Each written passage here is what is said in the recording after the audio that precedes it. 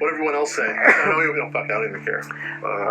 No, they were great. We talked about this project. We talked about their upcoming projects, and we talked about philosophy, just like general stuff that's going on in the world, and if we're doing. So you asked the questions? I did ask the questions. Oh, okay. Yeah. But if you have something to say, go for it. No. Hold on. Let me. Are you recording already? Yeah, I am. Yeah. but it's fine. It's okay. Yeah. Hi, I'm Kate Victor. I'm a singer and multi-instrumentalist and songwriter. So my name is Yuka Tadano. I'm a bass player. I was born and raised in Japan, then moved to Texas. I went to University of North Texas to do the jazz studies. Yeah, Mike Mullan. Full-time job normally, but musician of 20 years. Known Noshir, or known you, for the last 3 or 4, maybe longer. Hello, folks. Ben Hankle, trumpet player on the album. Sure. I'm a keyboardist, pianist, teacher, composer, budding producer, living in the New York area. Okay. My name is Jarrett Walser, and I play drums. Hi everyone, super excited to be here. It's January 19th today, and we're at the Bunker Studio recording my 6th album, an Idealist Handbook. It's been an incredible journey getting here. Some missteps, some recalibration, some reflection, a lot of reflection, and then really kind of assessing, why we make music and why I make music, and then how can I get the message across in the most effective manner. And we put an ensemble together. It's a septet. We play 3 songs as a sextet and 2 songs as a septet, and then do a little trio work as well, which I'm really excited to share with you. It's also an album that has lyrics and vocals, something I haven't done. I haven't written a song with lyrics for almost 20 years, so this was a big leap for me. So with that, I've had a tremendous cast of musicians, 3 of them who played with me on my last album that I was just so happy to have back again, and then we've had 3 new additions, the rhythm section with Jarrett Walser on drums, Yuka Tadano, who I've known a long time, and played a couple of gigs with her too, but she's been on my radar for a long time to perform and record with, and so I'm super happy that she could make it. And then we had Kate Victor, as I mentioned earlier, a vocalist, to join us on this album too, and she's just been a real revelation. And I'm sure a lot of people will hear about her after her work on this album. And then, of course, the 3 people joining me, my brothers in arms. It's Mike Mullan on sax and Benjamin Hankle on trumpet, flute, horn, and then the incomparable Campbell Charshee on piano. Just remarkable human beings, tremendous people, very strong identities, but also big-time collaborators. And really, they make this entire project possible. And hopefully many more projects that we do together. I play piano, cello, guitar, little bass sometimes. Awesome. Yeah. Great. Been in New York since 2010, and we played a gig. When was that? Yeah. I mean, ironically, you're the person I've known the longest in this ensemble. Mike was there at the gig. Yes, Mike. We played at Music Fest. Yeah. But even before that, we played at Something Jazz, and yeah. We did. Right. Yes. So, and I've known you through Yutaka for even before that. And yeah. I was sub for the Foos, right? Daniel Foos, and then John Lennis, and and I've had you on my radar for a long time, and you're clearly one of the busier people. I see you playing with everybody all the time, and kind of working you into our schedule was definitely not easy, but I'm really happy we were able to accomplish that. Same here. I think maybe longer, yeah. Oh, man. It feels like forever. It feels like forever. And it's been a great thing, because I dabble a lot in photography, and the last few years has taken over my music, and the only thing to be that constant is your music. And I mean this seriously. I'll do gigs for a certain amount of money. Like, I don't want to do a cocktail hour. I don't want to do this. Like, there's nothing that strikes me as worth my time. And this challenges me creatively, challenges me musically. The players you have in the band, the music you write is just like an open book that has meaning to you, but then still allows room for me to be Mike Mullan. And it's really a challenge. Every rehearsal, every recording session, every take is like there's more intensity, more drive, or just more passion or more story. There's always a different approach. So it's really amazing stuff to be a part of this, and I'm thankful for it. Like, really am. So thank you, because like I said, a lot of music in my life is just like, whatever, I do my jazz stuff. But this is just like, my photography is 90%, Noshir's like 100% of the rest of my music stuff that I even put into my horn in my life, and it's very impactful. And that's a huge honor. I mean, obviously, and it's almost like it makes me sad because you're such an incredible saxophone player. So thank you. I mean that seriously. But you gotta stop writing earworms, because I'm sitting there at 12 o'clock at night whistling, or Illusions Grow, and I'm like, damn it, Noshir, like I hate this melody so good. But it's amazing stuff, and it's amazing to be part of it. But I'm somebody that, at my ripe age of 38, the jobs I left, the friends that I'm no longer with, is all about quality over quantity. And the same goes for my music, the same goes for who you are as a person. And it probably makes sense to why I love your music and playing your music, because it just makes sense. And it's a great honor to be a part of it. And the more I hear back from my playing, and he still calls me back for next year, I'm like, oh, okay. He fell for it again. So it's always been a pleasure to thank you for challenging me. Thank you for letting me be part of this. Like, truly. And I hope to have you. I hope to make many more albums with you. So, was mostly inspired by my father. He had a band when I was growing up, so I would go into concerts and clubs since I was probably like 1 year old and 2 years old. So kind of knew that music might be a thing for me then, and I always gravitated toward the drums, and that's kind of how I got my start. And started my first drum lessons when I was about 5 years old, and then just kept studying, and here I am today. Very good. Now, you're obviously a very accomplished drummer, so how has that journey been getting to this point today?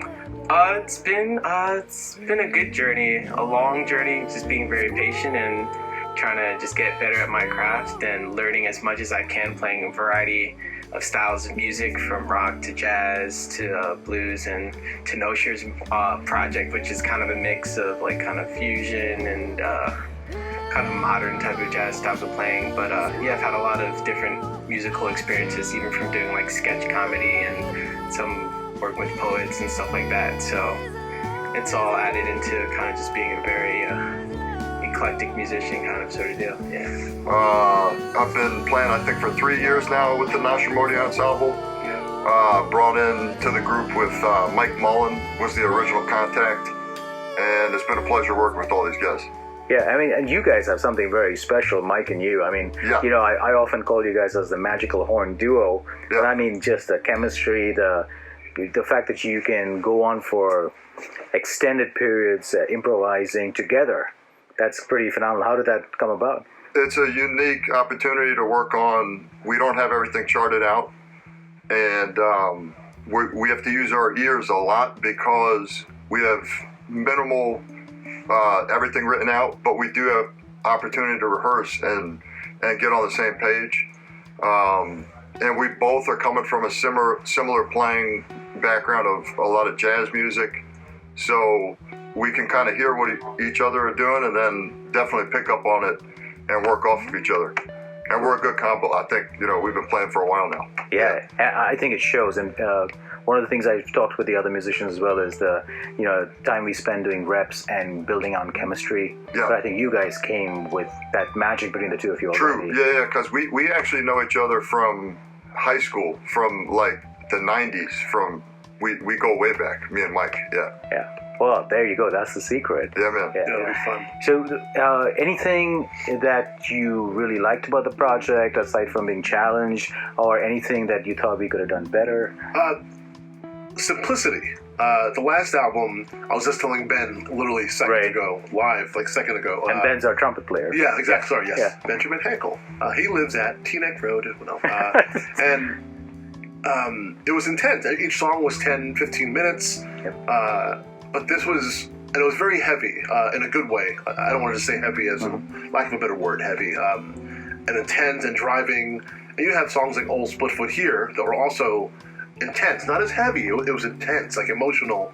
And the other songs just have a different type of intensity, like a lighter intensity. And once again, don't take it, not like lighter, like it's not meaningful or robust, like just delicate, but like beautiful and like, it's like if it's caressed the right way, if a flower is respected and talked to and grown the right way, like it'll blossom into this thing. Like this was more challenging because it wasn't just like maybe to the wall, like just blowing. It was just very sensitive, very, man, it was a great storytelling in these 5 or 6 tracks. And it's challenging. Like even just the fact that that I'm like just amazed by playing like some backgrounds and just playing typical roots and whole notes. It still drives. You still get like goosebumps and chills just from playing the background parts. The strongest thing is the rhythm, like the grooves are unique and not something that I get to play very often. And it's a nice challenge to improvise over odd meters, but not the typical odd meters. And then also the way that we chart, the way that you chart the stuff out, we don't have all the information, so you have to kind of fill in the blanks, which actually is the key, I think, to why it sounds so cool and why it's a fun group to play with, because we have to bring something to the table. Yeah, harmony. Oh, is that right? All the chord changes that you write, and especially being involved with you for seeing your music over the last project which we did, and then moving to this one, which I can hear I can see the process, I can see the path that you're taking, and also the addition of vocals. You know, there's certain things that are, I feel like, always happening in your music, and certain things that change. So that are new, right? But yeah, the harmony and the way that it when a chord changes, you change. That's what Joe Pass said, and the way that your harmony moves, I think, is unique. So the thing I like about this project was kind of like the openness. You kind of gave us a lead or a rhythm to kind of follow. You kind of let us take it to places, and you definitely gave us an idea, the meaning behind each song, so we kind of had to deal with what we were reaching for. And also you got a group of great musicians that I have played with before. I think Mike is the only person I've been played with before. And so it's kind of funny how we all just kind of come together, and it was very easy to get into sync with everyone. So I really enjoyed being a part of the process of just getting to know the songs through the rehearsals, and I really enjoyed like getting to know your philosophy behind the songs. You know, both of the songs, especially since you said these are the first ones you're doing lyrics for, I guess. In 20 years. Yeah, wow. I mean, that is a really special thing to be a part of as the vocalist, to try to bring your what you're trying to say to life. So I think that was really cool to be a part of. You know, I mean, like, to be honest, I was doing more like musical theater, Broadway stuff for the last 3 years. So like, I'm like happy to play. Like, I love playing like a jazz, like be free. And your stuff is like beautiful. Harmony is, you know, amazing. And it's a good group of people. Yeah, I have a lot of fun. Yeah, I think the ensemble is very special, right? Everybody has a very strong, unique identity, and then also the freedom to kind of express themselves in a different way. Yeah. And I know that we spend a lot of time developing chemistry and doing reps and doing stuff. Yeah. Do you feel that served us well, or yes, I mean, like today was like easy. It was, know? Like, just 1, 2 takes and move on. Then like it was good. Like we prepared well enough to just was easy. That was cool. Very cool. I think the rehearsal process was thorough, right?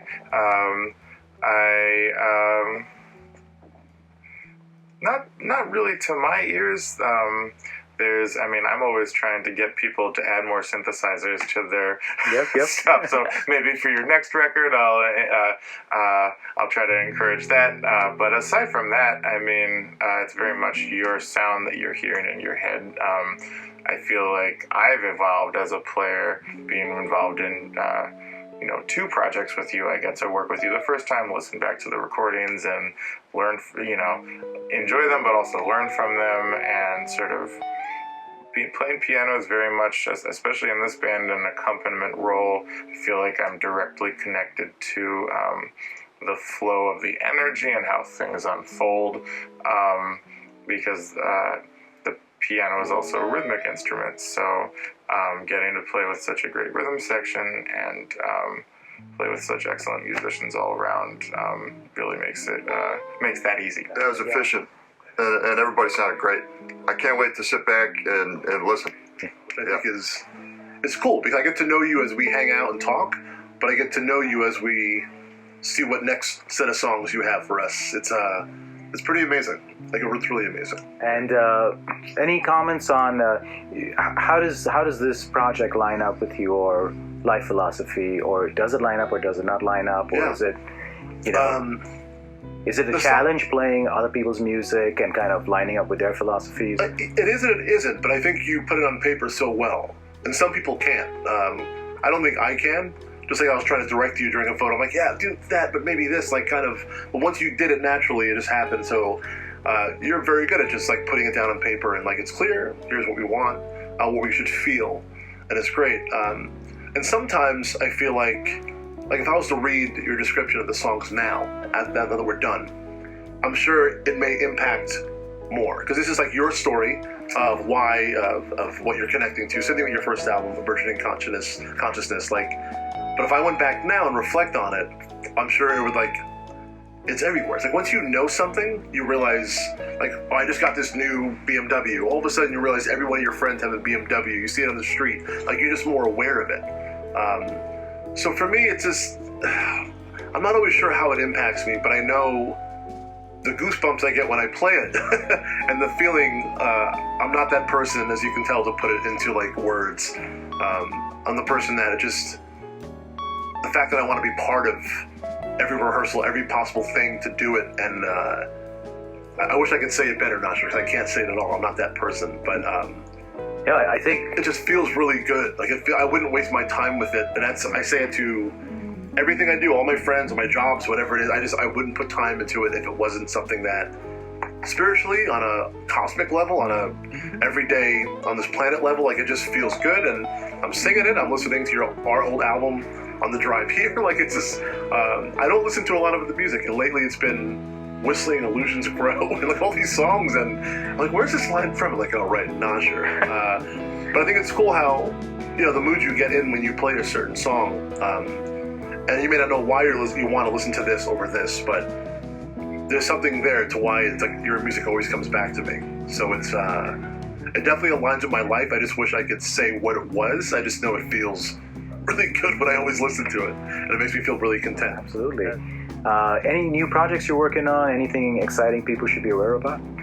Yes, I've been working for several years to teach myself all of this stuff. Not quite more the digital version than all this analog gear, but I've got basically a record that I'm going to be putting out in hopefully the not too distant future, and I have a new trio that's starting to play some of my music, which involves a lot of electronics, a lot of eclectic writing that draws from many different styles and genres and parts of the world. So that's really just getting off the ground. I'm very excited about that, as well as all of the amazing sideman work that I get to do. Well, I could just say that songwriting for me is something that's a little bit new, so that's another reason why it's been fun for me to be a part of this project, because I love collaborating with people as they're working on their original music. So, one of my goals for this year is to start playing some solo shows of my original music and trying to get a band together, but it's a work in progress, so yeah. Very cool. Can't wait to hear it. Yeah. Well, currently, me and Campbell have been working together a lot recently. Reason why we feel so in sync right now, his group is called Complicated, so we play a lot of his original music and some of my original music, and we have another bassist with us, Billy Carrillo, who's kind of been like pushing us to like put our own music out there. So Complicated is a project we've been working on a lot recently. Very cool. Campbell mentioned it too. This is the trio project he's Yeah, the working on trio, right yeah. now, and I can't wait to hear more about it. I'm sure you guys Trying to get are some sax in there as well. Very cool. Yeah, So, it's going to sound awesome. I mean, I'm not doing my own stuff at this moment. I've been just being busy playing for other people's project, and I had my band, but I might bring some, my stuff in near future, but not at the point. I'm just being freelance bass player, Are you writing though? Are you composing? Yeah. Okay. I'm like composing like for like the jazz guitar trio thing, and Great. I can't wait to hear it.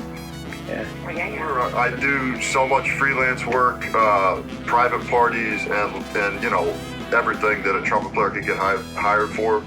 But I'll keep you posted about that. Right. And you have the right musicians for it.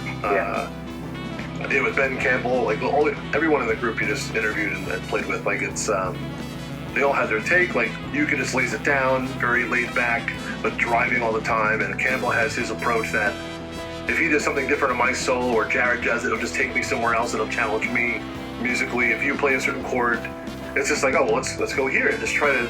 It's a natural conversation that not a lot of people they listen to respond and not listen to and like move forward. And so with this band, we're all having kind of a conversation, but we all have good things to say, and it's like it'd be stupid not to listen to what the next note or next chord you're going to play, because that'll take you somewhere out of your comfort zone. That it may be a mistake in the rehearsal or whatever, but it's somewhere that's not where you were a second ago. And I think that's that's maybe one reason why I can actually verbalize why I love it. Like it always brings me. It's not comfortable. It moves me forward. Yeah. Focus on any kind of philosophical message you may want to pass on.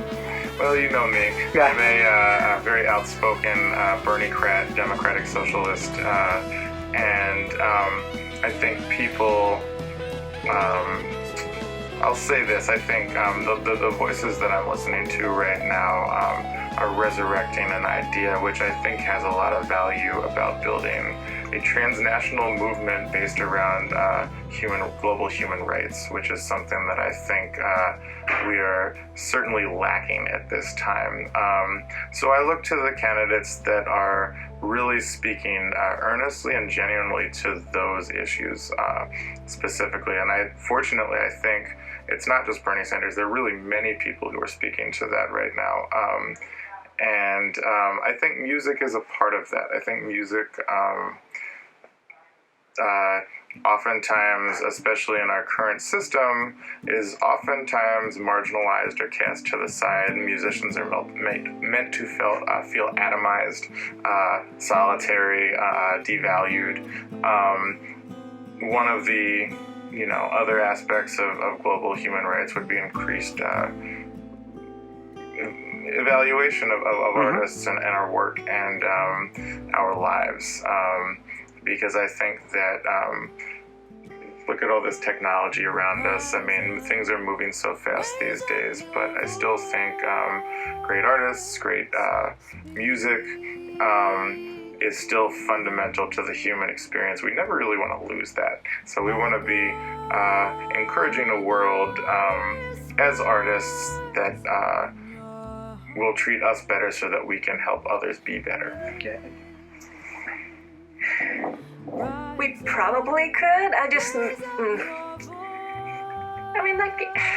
It's hard to say though, like music is just, it has such a power, but still,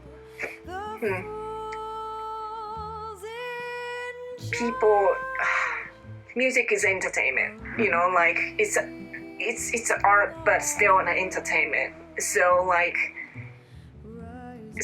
this is I'm saying because I was back in 2013 when the biggest earthquake hit in Japan. I was there. Was supposed to play music, but after that nobody wanted to hear anything. So everything was canceled because it's still entertainment and people has to have life, basic stuff. Your life is not in danger. Then you can enjoy music. You know what I mean? Yeah, that's a very profound point. Yeah. So at this point, yes, a lot of stuff is messed up, but I think we are still well enough to play music and people are well enough to listen to it. But like, I don't know, it's hard for me because like all I can do is just serve the music. That's all I can do. Like just come through me. Just I just not when I play music. I don't really think about the bigger picture at that point. You know what I mean? Like Sure. maybe not for you. Like you're thinking like a bigger picture. But when I play, just serve the music. That's all. Then hopefully that will reach other people to change something. That's great. I think certain artists are definitely using their platform to kind of spread awareness to issues that are important to them, and hopefully it makes people somewhat uncomfortable in the sense that there are things that need to change, and through that discomfort we kind of have a conversation about all those things, and hopefully create some change in the world. Probably from a perspective of how I play music, like every time you play, you're trying to reach out to people, make them feel a certain way about something, and you could make people feel good for that night to hear you play that music. Since I'm a trumpet player and I'm not like a lyricist, that would be a whole other angle that I'm not actually involved with. But I think it's our job when we perform to try to reach the audience and make them feel a certain way. So you can always do more of that. And I think the music we play certainly does that.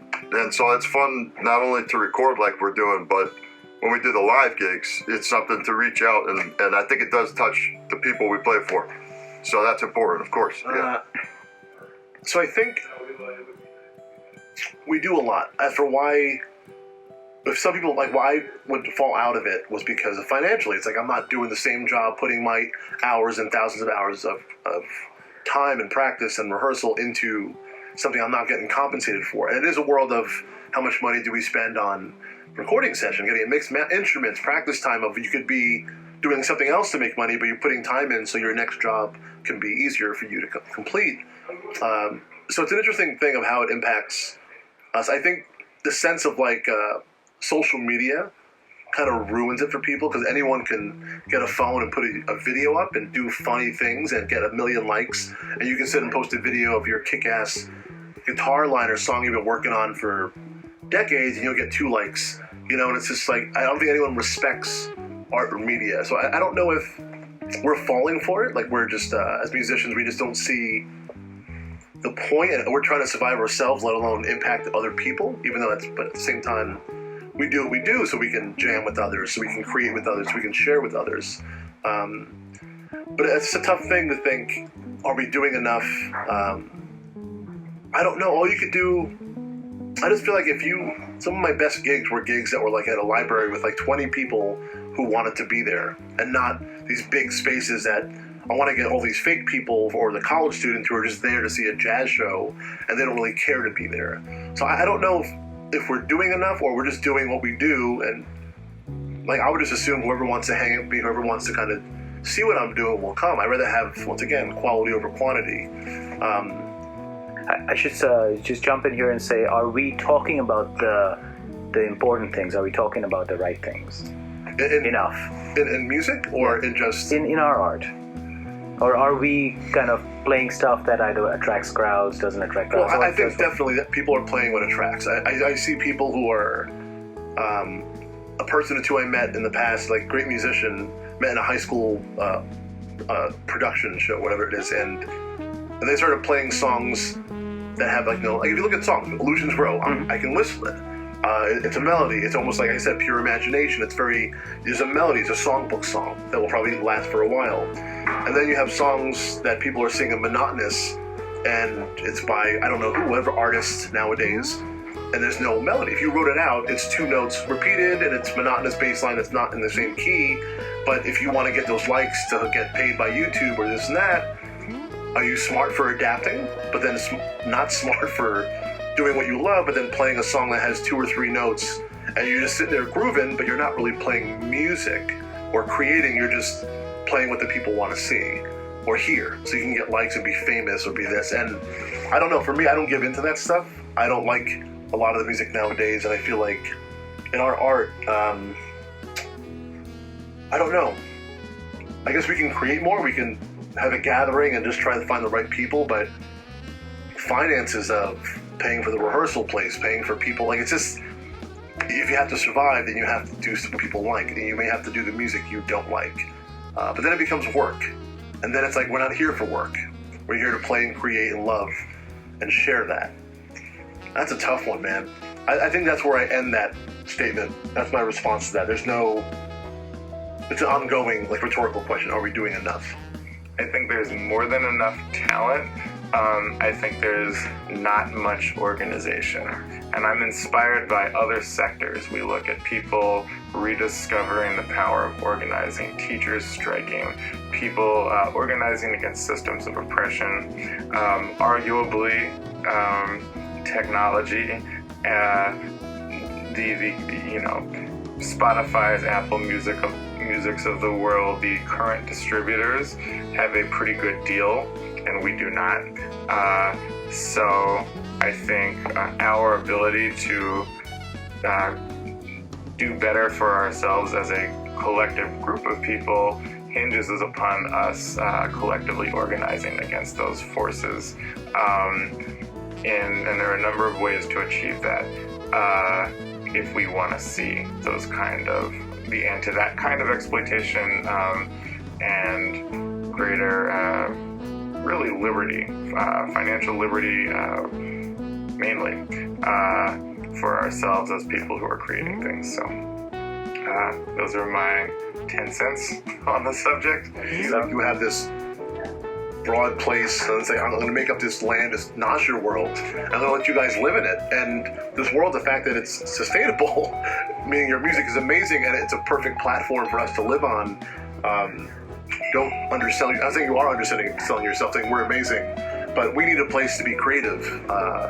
And you make that place where there's rules, but it's still like, hey, just go and play and have fun. And so you allow us to be ourselves. It's not just we're going to do what we want and overrule you. It's you control it and you dictate it and you you just lay it out there really well for us to pick up, and it's a pretty amazing thing. Now, I'm going to tell you a quick story on how you joined the band, which I thought was interesting for me.